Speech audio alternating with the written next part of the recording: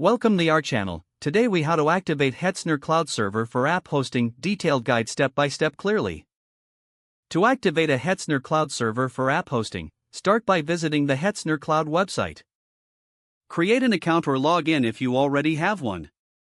Once logged in, navigate to the Cloud section on the dashboard. Click on the Create Server button to begin the setup process. Select the desired server location from the options provided. Choose an appropriate server type based on your app's requirements.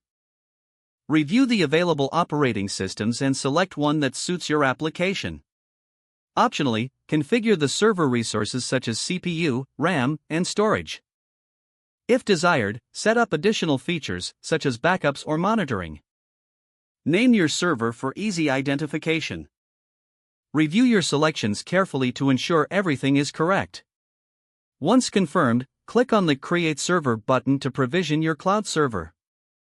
Wait for a few moments while Hetzner sets up your server. After the server is created, you will receive access credentials via email. Log into your server using the provided SSH. Install any necessary software or dependencies for your application. Deploy your application on the newly created server.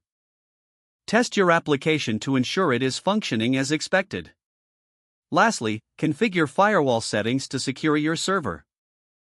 Your Hetzner Cloud server is now activated and ready for app hosting.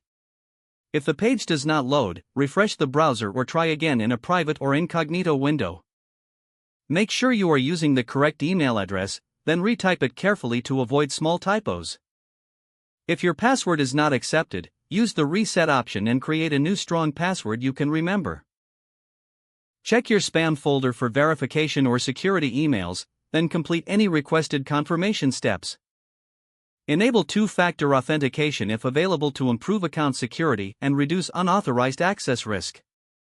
After signing in, review your profile details so your contact information. If you see an error message, note it down and try again after restarting your device and internet connection. Log out when you finish, especially on shared devices, to keep your account and payment information secure. Don't forget to like this video and subscribe to our channel for more step-by-step tech guides.